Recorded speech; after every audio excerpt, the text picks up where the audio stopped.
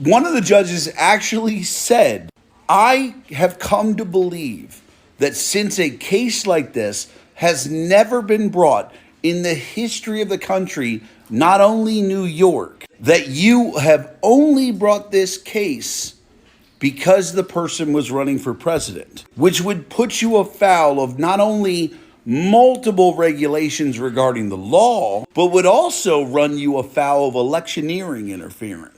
They actually just said at the end, we hope that the court will take into account that lawyers need to be able to bring cases like this without the threat of sanction.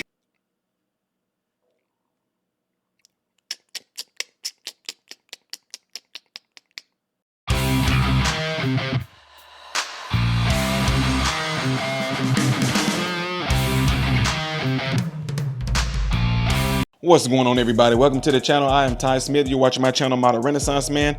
I appreciate you guys taking time out of your day to view my content. Make sure you're following me on all the platforms you see above and below. And also clicking this thumbs up, beat my speaker up. Clicking this thumbs up button will allow my content to consistently be recommended to you, and it also will push my content out in the YouTube shadow banning algorithm. All right, also double check and make sure that you still are subscribed to the channel, because people are being mysteriously unsubscribed to the channel, and it's mainly because you see this hat that I got on and people see it as of right now I'm definitely voting Trump.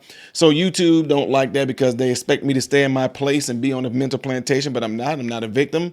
And so it's up to you guys to really push this stuff out there and share this message and get into your cell phones, get in your contact list, let somebody know about this channel if y'all would, please. So ladies and gentlemen, I know a lot of people are going to be pissed off. You had presidents, at least since I've been born, that every last one of them went to a war.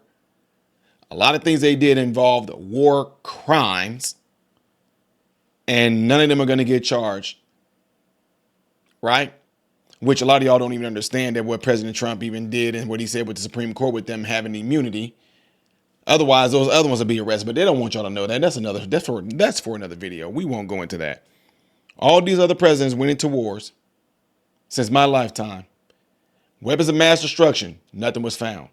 All this bombing and stuff here and there, nothing was found. Going into Vietnam even, I wasn't even born.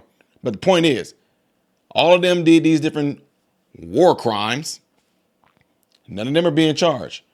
President Trump didn't go into no wars, and yet he's sitting there with like 78 things going on with him. It's crazy. But anyway, in this particular case, you guys all know how Leticia James is just all over this. You know, the racist Leticia James who called President Trump too male, too pale, and too stale. And she thought she had Trump Tower all in her grips. So anyway, we all know they was trying to get him for like $500 million. He ended up taking it to appeals court. The appeal court said, okay, this is what you're going to have us put this down as a hold, this amount of money. We're going to look into it. Well, the appeals court, which they're not letting you guys know because the news don't want to cover this. But this guy right here is getting ready to break it down because he watched the appeals court, heard what they said, and he's going to break it down really, really well. Don't miss this, y'all. Check this out because I love it. So the Trump fraud case went before the appellate court this week, and by the time it was over, the closing arguments of the Democrat lawyers was just them begging to not get sanctioned. So look, many people aren't aware that the Trump fraud case went before the appeals court this week. And if you don't know how an appeals court works, there are 5 judges that sit in judgment for these cases.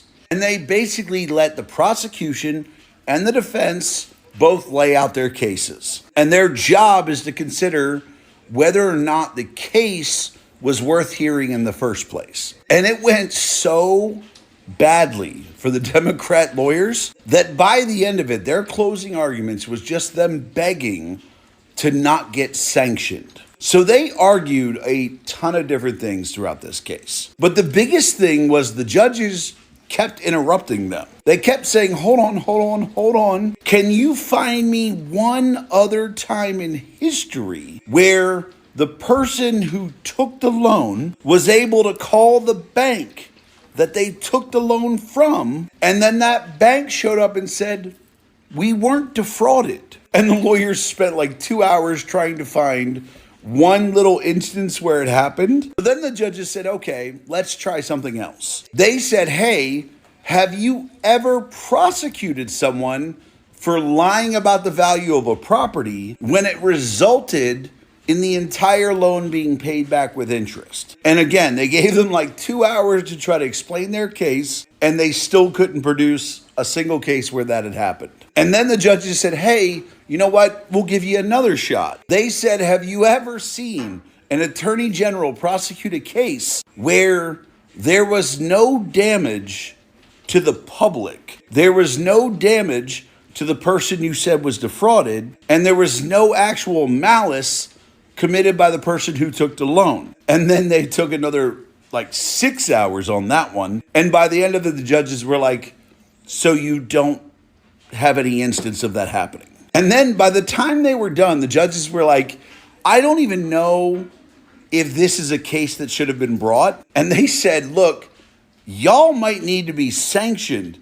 for bringing this case in a malicious manner. One of the judges actually said, I have come to believe that since a case like this has never been brought in the history of the country, not only New York, that you have only brought this case because the person was running for president, which would put you afoul of not only multiple regulations regarding the law, but would also run you afoul of electioneering interference. In fact, at the end of it, when they got to give their closing arguments, instead of arguing the value of their case, instead of arguing that like we should have been able to bring this case because of X and Y and all this shit, they actually just said at the end, we hope that the court will take into account that lawyers need to be able to bring cases like this without the threat of sanction. Basically, they were saying, we hope that you decide that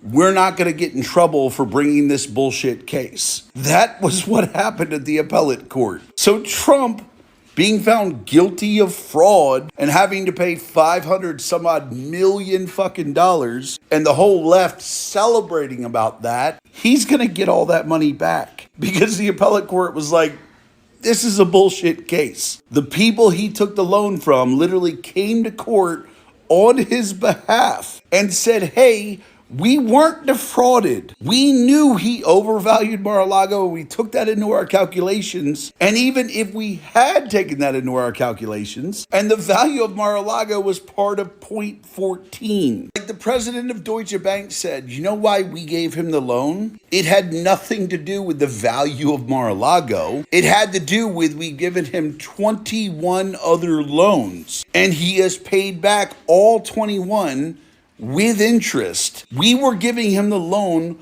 regardless of the value of anything. And that's where the appellate court was like, how do you have a case? Deutsche Bank literally said we were giving him the loan regardless. And that's when they started begging to not get sanctioned. So yeah, that's what happened with the Trump fraud case this week. Going really well for the Democrats.